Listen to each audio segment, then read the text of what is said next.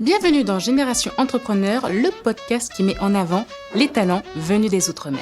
Rentrer chez soi, prendre son lot de cartes de visite, envoyer un mail pour dire « Kelly, on s'est rencontrés, rappelle-toi au stand 48. » Suite à cette rencontre, voici le dossier de présentation. C'est long. C'est la promesse de pouvoir accélérer tout ça. Ici, nous allons parler d'ambition, de résilience et d'innovation. Nous irons à la rencontre de ces talents qui font la génération de demain. Moi, je suis persuadée que dans les 2 ans, tu peux viser le million de CA. Je suis Kelly Massol, entrepreneuse depuis plus de 15 ans. J'ai commencé avec 1 500 € dans ma cuisine.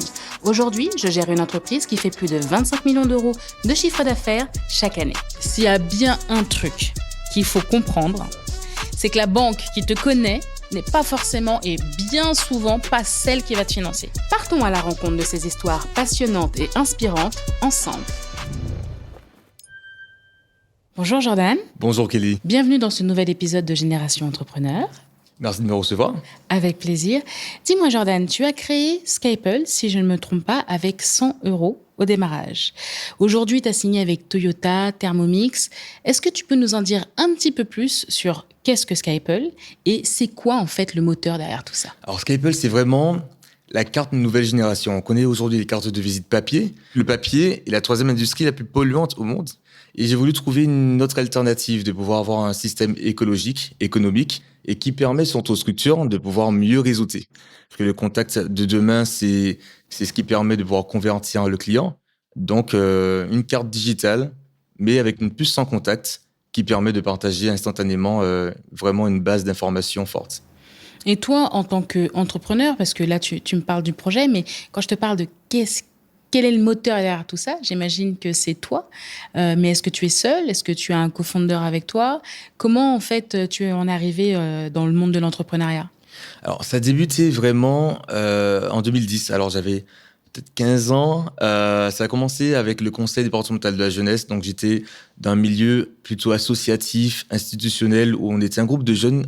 Et je pense que c'est parti de là. J'ai eu comme une petite flamme qui me dit, mais c'est dynamisant de pouvoir, en dehors des cours, à cet âge-là, de pouvoir œuvrer, se coucher tard, aller en réunion, se donner et voir les retours qu'on reçoit. Ça m'a donné envie, en fait, de pouvoir continuer de ce sens. Et l'entrepreneuriat est naturellement né de ça, Donc, tu t'es retrouvé piqué par le monde de l'entrepreneuriat. C'est ça, parfaitement. Donc là, pour bien faire comprendre à nos auditeurs, Skype, c'est quel type de solution? C'est une solution NFC? Alors, c'est une solution NFC, donc c'est avant tout un SaaS. C'est vrai que je parle beaucoup de cartes de visite connectées. C'est avant tout un SaaS professionnel qui permet, aujourd'hui, on a la promesse pour les professionnels, indépendants, TPME, PME, grands comptes, d'avoir une solution connectée pour remplacer la carte de visite, mais aussi pour prospecter, pour mieux communiquer, pour mieux marketer. Donc, en gros, pour performer dans son entreprise. C'est un outil de travail avant tout. Donc, qu'est-ce que tu dirais qui est le plus puissant dans ton produit? C'est la carte NFC ou tout ce qui va autour? On veut dire que c'est un produit hybride. On a besoin des deux. La carte NFC va servir de faire cette première bonne impression, cet effet wow, l'impression de garder ce geste, de remettre une carte de visite, sauf qu'on va la garder. C'est une carte qui va durer dans le temps et qu'on va pas remettre à son client, mais c'est une carte qu'on va juste tapoter sur l'écran. Et en une fraction de seconde, on va pouvoir y laisser une empreinte de communication, vraiment son image de marque, ses applications de communication, d'information. Et à travers tout ça, c'est relié à un compte utilisateur où là, le chef d'entreprise peut avoir les taux de clics, les taux d'ouverture, la prospection qui a été générée. Donc, il a vraiment l'information en back. Et la carte est l'extension en fait de cette action qui permet de récolter l'information et de la transmettre aussi. Ok. Qu'est-ce que disent les gens en fait après avoir utilisé ta carte? Alors ils sont agréablement surpris parce que c'est vrai que du marché anti-Guyane en tout cas on a été les premiers. On a eu la primeur de pouvoir installer ce service, mais aussi la difficulté parce que quand on est premier sur un marché, on se veut de devoir éduquer le marché. Évangéliser un marché, c'est toujours compliqué. Évangéliser le marché, c'était compliqué. Du jour au lendemain, de dire aux chefs d'entreprise, croyez-moi, aujourd'hui, remplacez vos cartes papier et gardez celle-ci qui va vous durer à vie. Déjà, où savoir passer la carte sur le téléphone. Donc, il y avait vraiment eu une éducation à faire. Elle n'était pas simple au départ, mais de fil en aiguille, je dis que c'est un produit qui agit comme une petite pandémie positive. Parce qu'un bon utilisateur va lui-même convertir en d'autres. Le bon utilisateur qui a sa carte, qui va faire des networking, rencontrer ses clients régulièrement en semaine, les soirées networking, etc., durant le mois, et va transmettre en fait cet usage qui aura toujours cet effet wow auprès du prospect et encore se dire mais c'est quoi, je ne connais pas, ça m'intéresse. Donc ça s'est développé plutôt comme ça. Plus le peu de marketing qu'on a pu mettre en place parce que sans budget c'était compliqué, mais on l'a évangélisé comme ça depuis le départ. Alors, tu as évangélisé, mais quand on évangélise, parfois on a de la copie. Est-ce que tu as un concurrent qui a déjà copié ton service et qu'est-ce que ça t'a fait et comment tu as réagi par rapport à ça? Alors, il n'y a pas eu de concurrence tout de suite. Bien sûr, au départ, l'objectif de Skyple, c'était vraiment d'être pionnier sur le marché. Donc, on a verrouillé en quelque sorte en ayant un effet de peur indirectement, en communiquant beaucoup, énormément dès le départ, de façon à pouvoir freiner un petit peu les entrées potentielles. On les a ralentis parce que j'ai pu rencontrer pas mal de personnes par la suite qui m'ont dit j'y ai pensé ou il y aurait pu avoir ça, mais j'ai senti que c'était déjà vraiment en place. Donc c'était vraiment une volonté de savoir que on devait avoir du temps, gagner du temps pour arriver à une évolution, potentielle levée de fonds, mais en tout cas de quoi avoir le budget nécessaire pour vraiment bien attaquer le marché. On peut jamais le clôturer, mais bien attaquer le marché. Donc, on a pris le temps de bien communiquer dès le départ. Aujourd'hui, il y a un concurrent qui a quelques mois, qui est sur la Guadeloupe, mais on a eu quand même le temps de pouvoir communiquer et se faire connaître. Du coup, si moi, je te réponds que ton produit est trop facile par rapport au MOAT, c'est-à-dire la barrière à l'entrée à copier, qu'est-ce que tu me réponds là ? Alors non, pas trop facile, parce qu'en fait, ça dépend comment on le voit. C'est vrai qu'il a une difficulté à bien l'expliquer dans le sens où, c'est vrai que même dans le marketing, quand on parle de carte de visite connectée, si on se réduit au fait que c'est une carte de visite, on peut tout simplement se dire qu'on peut prendre son QR code digital et le remplacer. Bien sûr. Or, on a un vrai service en fait professionnel derrière qui permet aux structures d'avoir des analyses, des datas sur l'ensemble de leurs collaborateurs. Je m'explique. Aujourd'hui, ce qui est important pour une entreprise, c'est de pouvoir mesurer de la data. La data, c'est l'or. C'est une simple information qu'on a difficulté à avoir, qu'on paye cher à avoir. Aujourd'hui, quand on laisse nos cartes de visite papier quelque part ou qu'on en distribue à tout va, ou que nos collaborateurs ont des lots de 500 cartes de visite papier, les changements de poste, les turnovers, l'impact écologique. Moi, j'ai pas de carte de visite. Ça fait 17 ans que je suis chef d'entreprise. Merci. J'en ai pas. Je n'aime pas ça. Il faut mettre ça à jour. L'adresse mail qui fuite, la carte qui fuite, le numéro qui fuite. C'est une catastrophe. Et je trouve que c'est trop figé dans le temps. Donc, c'est pour ça que je trouve que l'idée est brillante. C'est vrai qu'on a cette... Comment dire ? On a cet automatisme, les gens, ils te parlent et avant même de te parler, ils te demandent ta carte de visite dans les salons. Exactement. Je trouve ça insupportable. Et souvent, quand je dis j'ai pas de carte de visite, ils ont tendance à se dire bon, bah, la fille, elle a pas de statut. Genre, pas de carte de visite, pas de statut.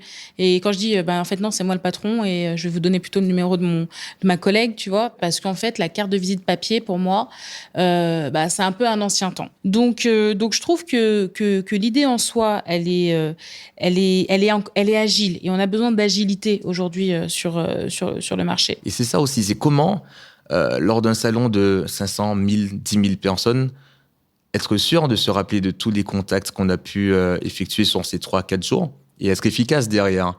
Et le temps qu'on prend aussi à rentrer chez soi, prendre son lot de cartes de visite, envoyer un mail pour dire « Kelly, on s'est rencontrés, rappelle-toi au stand 48 ». Suite à cette rencontre, voici le dossier de présentation. C'est long. C'est la promesse de pouvoir accélérer tout ça. On peut personnaliser la carte au point où on pourrait y mettre des dossiers de présentation en PDF, au point où on pourrait y laisser également des liens de paiement, des liens de Calendly, prise de rendez-vous automatique. On a plus de 100 applications et on peut avoir aussi une collecte de contacts CRM qui, à la fin de mon salon, pourrait me dire « Jordan, en une journée, tu as récolté 142 contacts, nom, prénom, numéro de téléphone, adresse mail, la raison de la rencontre. Est-ce que c'est pour des cartes ? Est-ce que c'est pour une formation ? Voilà. En fait, il y a des indicateurs clés Et pour un chef d'entreprise aujourd'hui, de pouvoir assurer que 100% des contacts que ses collaborateurs opèrent en salon ou tous les jours sont remontés dans sa base de données, c'est cadeau. Parce qu'aujourd'hui, il en perd 97% avec du papier. Et nous, on lui en offre 99, tout en étant moins cher. Et du coup, justement, c'est intéressant que tu me parles des salons. Quel est le canal, en fait, où tu fais le plus d'acquisition de clients? Les salons, les démos, Instagram En termes de conversion, Ouais, salon. les salons. Très Parce clairement. que le client voit en direct l'usage et il se dit que bon, c'est différenciant. Et non seulement il voit en direct l'usage, c'est aussi il est dans un sentiment d'urgence. Il est dans un salon, il voit un stand où il y a un outil qui permet de pouvoir récolter tous les contacts de ce salon. Il sait qu'il y a beaucoup de personnes, il n'est pas équipé ou mal équipé et qu'il va prendre du temps à pouvoir bien lister. Ben là, il y a déjà le sentiment d'urgence de se dire, voilà, il y a un outil pratique pour moi maintenant qui me permettrait de être efficace. Être efficace, c'est quoi? Ben, mieux communiquer sur mon entreprise. Mieux communiquer, c'est quoi? Gagner de l'argent. Donc, le taux de conversion est assez élevé. Il y a des salons où j'ai pu faire des taux de conversion de 20, 30, 40% d'un salon, juste par présence, pour pouvoir apporter une solution directement à ces personnes. Si je comprends bien, donc tu as la puce NFC. C'est ça. Derrière, donc en fait, tu as des outils de pilotage pour toutes les cartes en fait que tu génères. C'est ça. D'accord. Et donc aujourd'hui, tu offres via ton SaaS la possibilité à la personne ou au chef d'entreprise qui a par exemple toute une flotte d'agents de piloter les cartes à distance et de faire remonter les informations et la data. Parfaitement. Concrètement, Skyple, c'est pas juste une carte NFC. Non, en réalité, c'est un outil qui va couvrir tous les pôles d'entreprise, presque, pour donner au marketing de la data, donner aux commerciaux les fichiers contacts CRM. Via ton outil de pilotage. Via l'outil de pilotage. D'accord. Donc, en fait, quand tu fais ton offre et tu dis, par exemple, pour 59 €, vous avez ça, mais et ensuite, il y a un abonnement derrière? Alors oui, il y a un abonnement. On a le coût fixe du produit qui est une promesse sur le temps. Voilà, plus de 25 ans pourtant. Et on a aussi l'abonnement à faible coût, à 4,99 € par mois, par carte. Par carte. Par carte. Donc, si j'ai bien compris, tu as le coût d'entrée, ok, oui. Pas de souci. Et ensuite, tu as un abonnement à 4,90 € par mois. Donc, on est en train de se dire que là, si tu signes des flottes comme Thermomix ou autres et qu'ils ont 50 salariés, ils vont payer 4,90 € par mois par salarié. C'est ça. Pas mal. Donc, ça permet à l'entreprise, en finalité, parce que même au niveau coût, on peut penser qu'un service avec abonnement qui est technologique et qui apporte autant de solutions est cher. Et je pense que c'est là aussi le temps d'adaptation pour un prospect de comprendre qu'une solution comme celle-ci qui pourrait remplacer sa carte papier obsolète, comment il pourrait avoir autant de services tout en étant 70% moins cher. Et c'est ça, en fait, en réalité, on apporte une solution, mais... Donc, si je te dis que Skyple, c'est pas une boîte qui vend des cartes, mais que c'est plutôt un SaaS déguisé, tu me valides? Je valide. Je valide. Et donc, du coup, ta vision entrepreneuriale sur les 12 prochains mois, c'est quoi? Très prochainement, les 12 prochains mois, pour moi, c'est vraiment la conquête de marché. Alors, bien sûr, toujours sécuriser son territoire. La Martinique, ça fait un moment qu'on y travaille, mais on est nul n'est prophète dans son pays, donc il faut toujours surveiller ses bases, sa baseline. Ça fait pas longtemps qu'on a mis en place vraiment la distribution physique forte avec des enseignes comme Cultura, Darty, Mobile Plus ou d'autres enseignes. Et ça permettrait en fait de permettre aux clients de retrouver le produit physiquement. Déjà, on avait un problème de référencement site, mais là, on le règle en partie avec cette solution. Mm-hmm. Maintenant, on attaque bien sûr Guadeloupe, Guyane, chose qu'on a toujours fait, mais pas assez. On est déjà aux États-Unis depuis quelques mois. Et en ce moment, on est en train d'attaquer le marché de Tahiti, parce qu'on a une personne ressource clé qui est déjà sur le territoire et qui serait le représentant officiel. C'est un produit qui peut facilement se passer les frontières. Il est déjà en 3 langues. La planète entière, dans le business, connaît une carte de visite.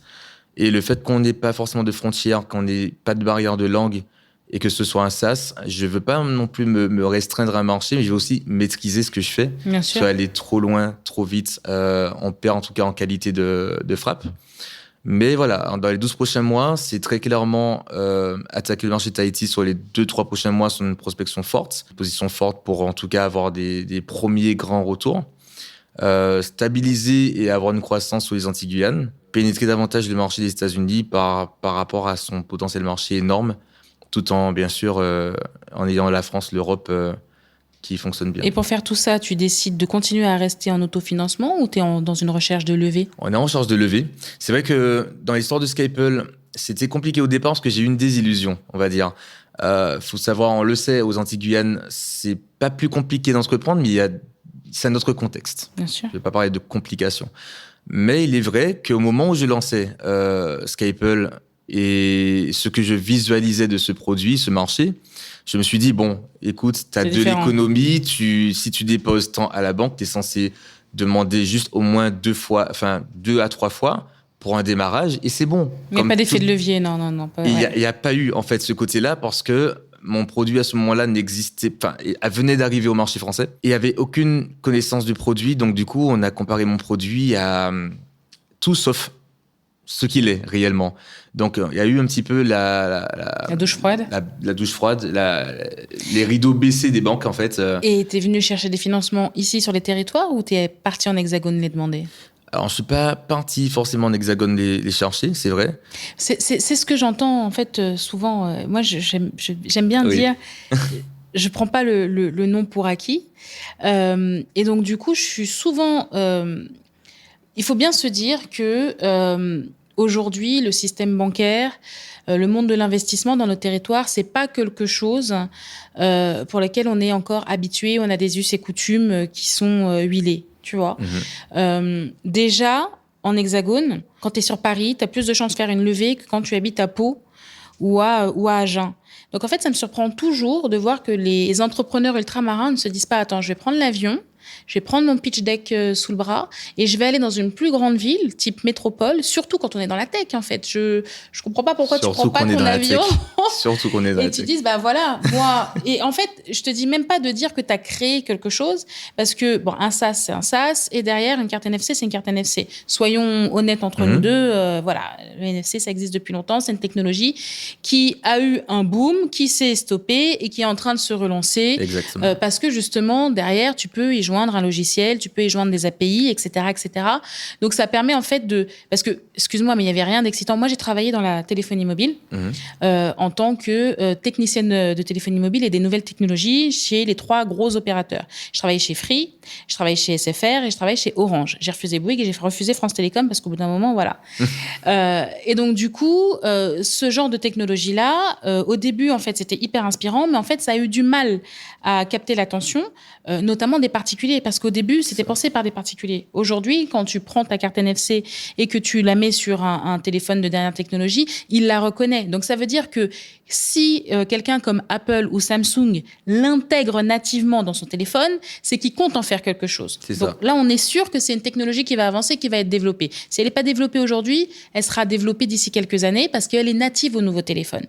Par contre, le fait que, en tant qu'entrepreneur, tu te dises, je ne vais pas aller chercher des fonds, entre guillemets, à la grande ville, c'est surprenant, en fait. Parce que, et c'est là où je raccroche les wagons, on n'invente pas quelque chose. Mais par contre, ce qui est très intéressant pour un investisseur ou très intéressant par une banque, c'est de dire, moi, j'ai un produit, mais j'ai un territoire où le produit n'est pas encore installé. Ça fonctionne ici, donc en fait, je vais simplement dupliquer là-bas et je vais évangéliser le marché là-bas. On parle la même langue, on a tous les mêmes téléphones, donc donnez-moi de l'argent. Et tu as parfaitement raison. Ici, qu'un banquier qui a du mal encore avec la technologie, etc., qui se dise « Attends, c'est trop moderne, ça, etc. J'en ai jamais entendu parler », et te disent non, c'est normal, parce qu'en fait, c'est pas dans son prisme. C'est ça, le marché est différent, il est plus petit, on est aussi dans une fracture du digital, donc forcément... La fracture du digital, c'est ça qui fait... Quand on arrive dans un projet tech... On te comprend pas. Donc, il faut aller parler à des gens qui te comprennent. Mon banquier, c'est pas forcément quelqu'un qui est né avec une cuillère en or dans la bouche. Donc, en fait, en allant chercher des gens qui te ressemblent ou qui peuvent te comprendre, ils peuvent t'ouvrir les bonnes portes en disant, OK, bah, il y a tel fonds ou OK, on peut aller chercher tel financement là ou là. C'est pas parce que tu as un nom ici que ce sera pas un oui en hexagone. C'est très important et tu as bien fait de le relever parce que c'est vrai que c'est une croyance qui est limitante. On se dit, bon, on est sur un territoire, la banque nous connaît, de par alors, peut-être... s'il y a bien un truc qu'il faut comprendre, c'est que la banque qui te connaît n'est pas forcément et bien souvent pas celle qui va te financer. Parce qu'on te connaît, on connaît ton compte en banque aussi, on sait ce que tu fais de ton argent. Et donc, du coup, soit tu as vraiment une affection, mais en fait, le nouveau système bancaire, il est fait qu'on fait tourner en agence tous les 3 ans pour pas créer de lien avec les directeurs d'agence ou justement les chargés de clientèle qui disent oui à tout parce qu'ils te connaissent. Donc, en fait, c'est même l'inverse. Et je vais te donner un exemple. Moi, j'ai mis sur la table 1 million d'euros pour pouvoir acheter, en fait, d'apport pour pouvoir acheter les bureaux de Secret de Loli. Ok. Instinctivement, j'ai pris mon téléphone et j'ai appelé ma banque native. Ma banque native m'a dit non. J'ai dit, vous rigolez ou quoi? J'ai dit, on a tous nos comptes chez vous et vous me dites non. Malgré l'ancienneté. Malgré tout, nous, en ce moment, on prête pas pour des locaux professionnels. J'ai dit, mais pourtant,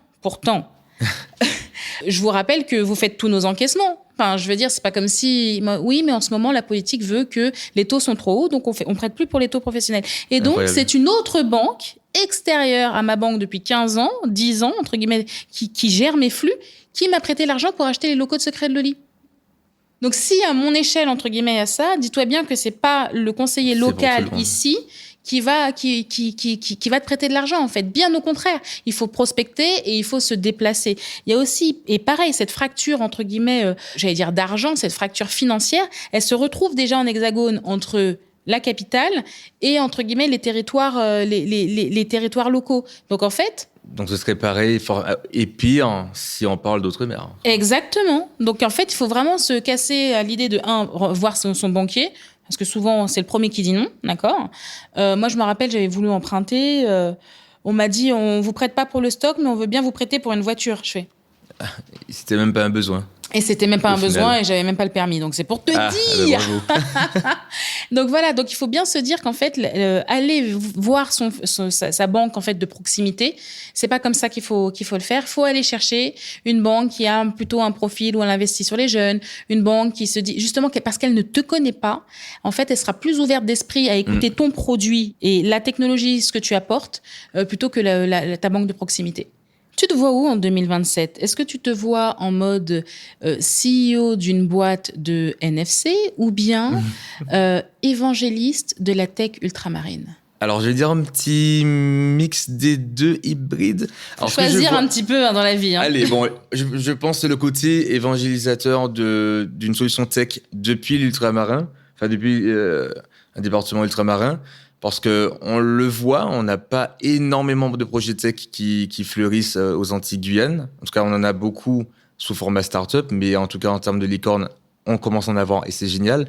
Et il faut encore montrer que, en cette période, dans ce contexte économique et transition, qu'on peut, depuis les Antilles-Guyane, aussi être des licornes, aussi pouvoir, en tout cas, voir plus haut, toucher plus loin. Et si, en tout cas, on devrait garder notre position, en tout cas, de siège social, tout en ayant un effet pieuvre, attaquer les marchés environnants et avoir toujours cette envie, cette ambition d'aller plus loin, j'en serais fier, on en serait fier parce que ça partirait quand même de la petite commune du Vaucluse en Martinique. Et ce serait génial.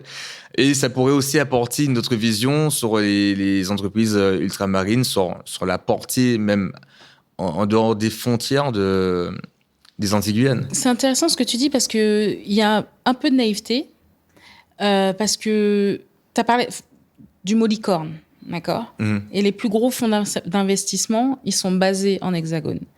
Donc, au bout d'un moment, ton fonds d'investissement va te dire, si tu vas aller attaquer le marché de l'international, il faut monter. C'est pas parce que j'ai pas envie d'avoir cette douce utopie, mais c'est pas dans le Vauclin que tu vas à la banque du coin qui va te valoriser. Voilà. Tous les fonds d'investissement, en tout cas déjà nationaux ou internationaux, ou un bureau à Paris ou à Londres ou autre. Après, tu peux choisir, t'es pas obligé de choisir l'Hexagone. Tu peux très bien décider d'aller faire une opération aux États-Unis. Voilà. D'ailleurs, il y a plein de boîtes françaises qui levaient, entre guillemets, des petits fonds. Et en fait, c'est quand tu passes sur un fonds plus international qui a éventuellement un bureau à Paris.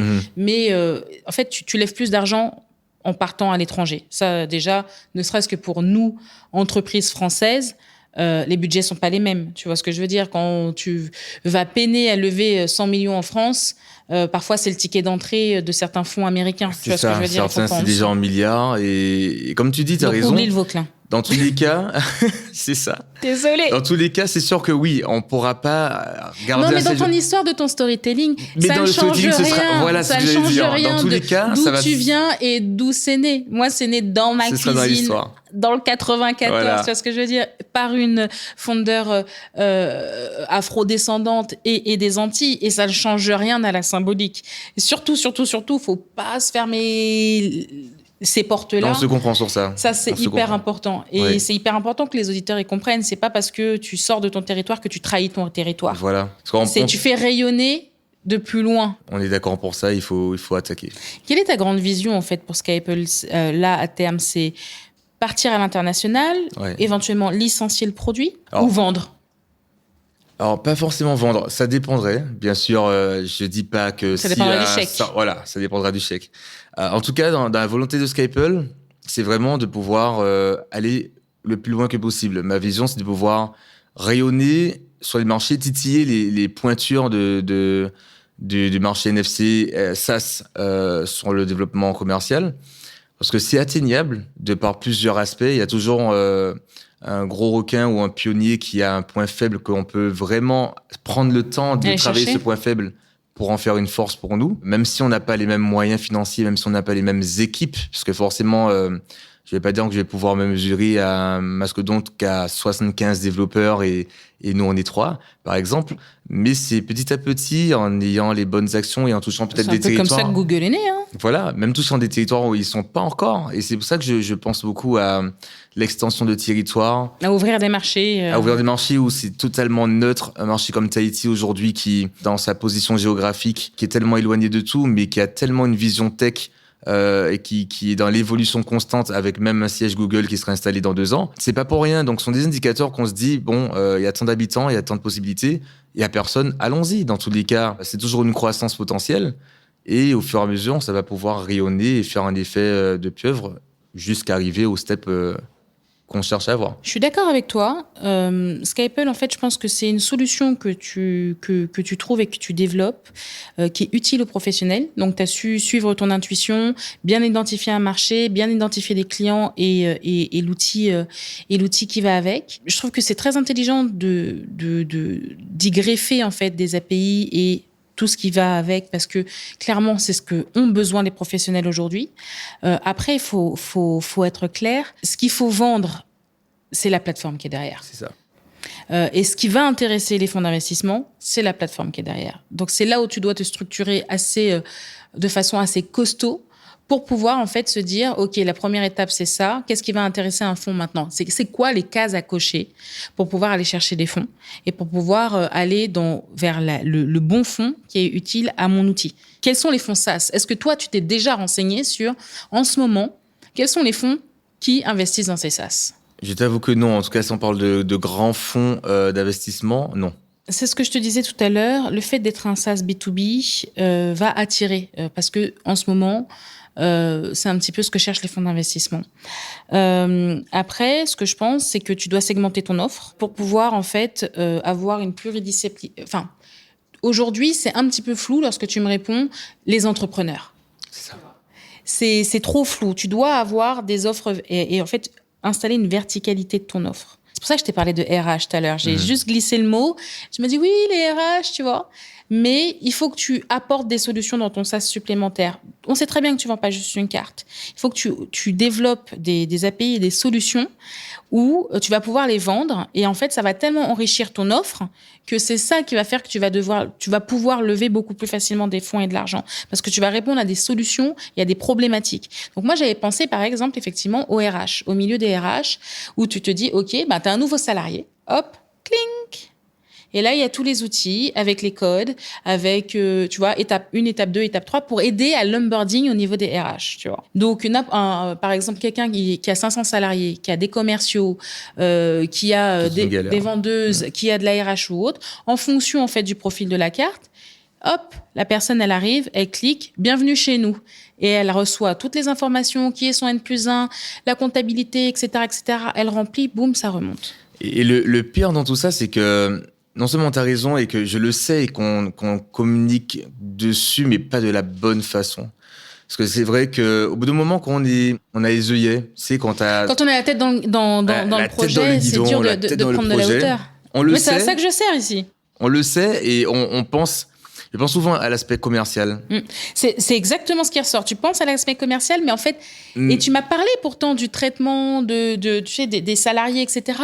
Mais j'étais là, je me suis dit, mais il ne voit pas l'outil RH Je le sais, pourtant, je le dis. Alors, je le dis quand je fais mes visios, mes rencontres. Il faut que tu développes autour. Je développe sur les RH, mais j'en fais pas...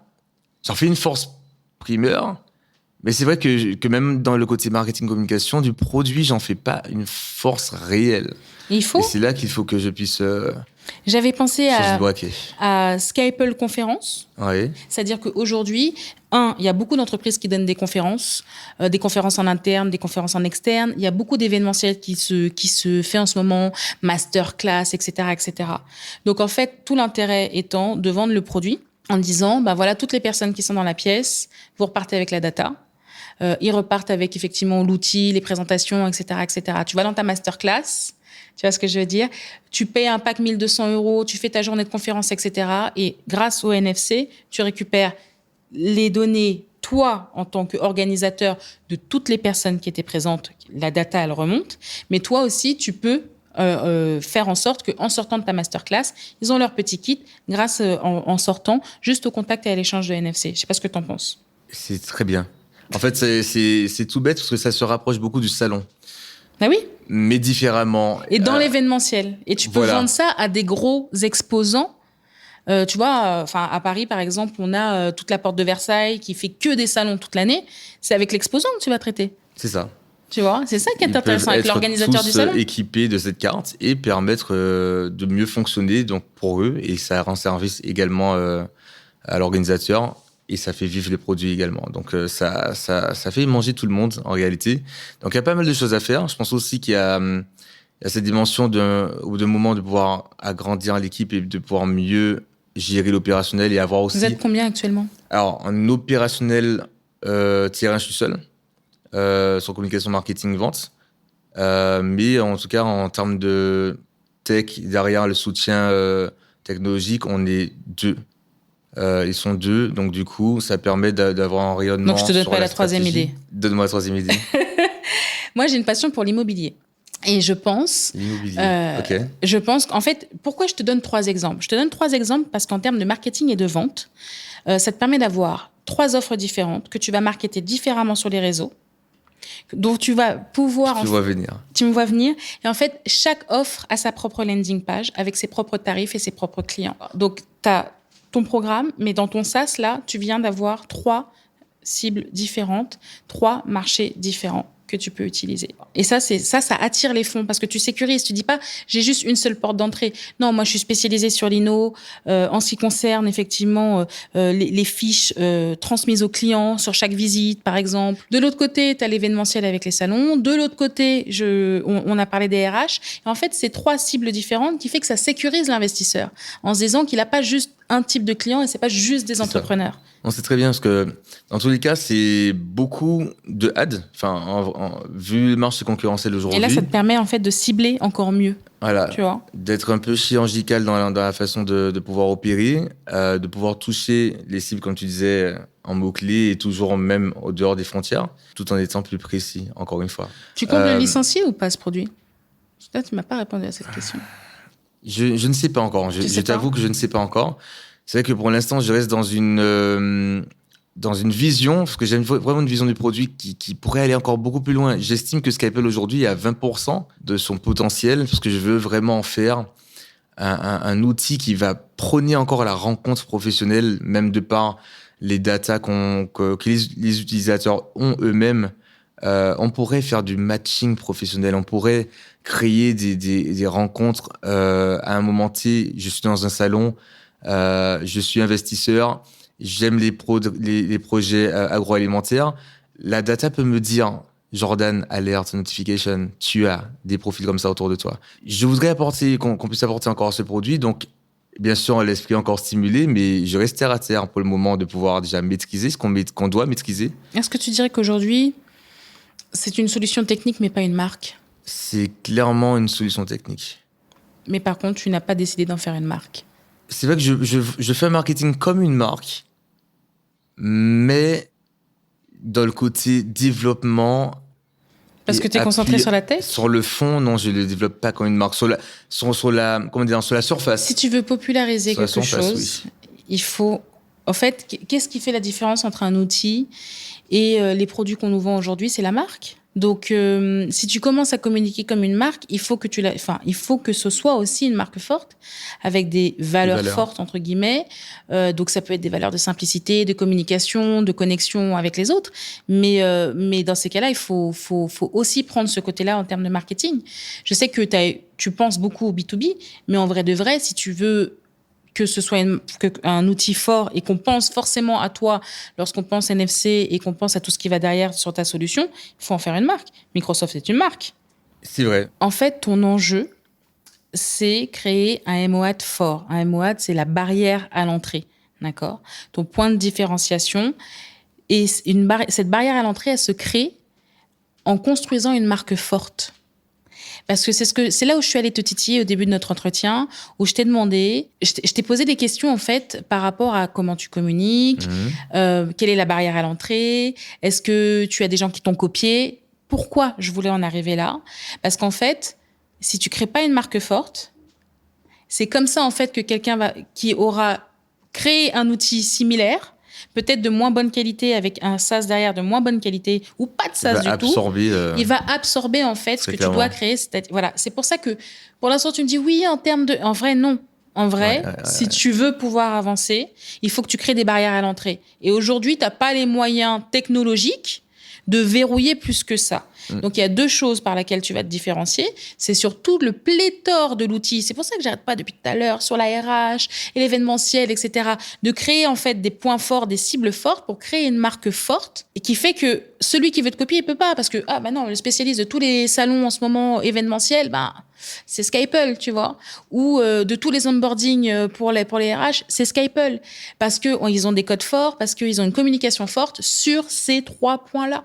En fait, tu peux pas faire l'un sans faire l'autre. Toi, tu as voulu te mettre ça sur le côté, tu es resté concentré sur la technologie. Non, il faut créer la marque forte. Moi, j'avais eu des idées parce que pour créer une marque forte, il faut créer aussi de la viralité. Moi, j'avais pensé, par exemple, tu pourrais aussi travailler sur des programmes. Toi-même, tu l'as dit. Tu évangélises, mais tes clients peuvent évangéliser pour toi. Les utilisateurs peuvent évangéliser pour toi. Donc, tu peux créer des programmes ambassadeurs. Ça, on est complètement d'accord, c'est prévu. Donc, ça, c'est bien. Tu peux aussi créer des cartes limitées, en édition limitée, avec une collab, avec une marque, par exemple. Tu peux travailler avec Nike dans le sport ou localement faire des actions locales en fait pour que le client il récupère de la data et tu fais un partenariat avec lui. Mais ça crée de la communication autour de l'outil, tu vois. Par exemple, tous ceux qui scannent aujourd'hui, ils ont un produit en plus, un produit offert, etc. Le client, lui, il récupère la data client, il récupère pour son newsletter, tu vois. C'est pas pour rien que tu le dis, je pense. Figure-toi que ça fait pas plus tard que quelques semaines, on a eu l'opportunité de créer une collaboration avec un artiste, une sortie d'album, et on va créer une carte du coup unique.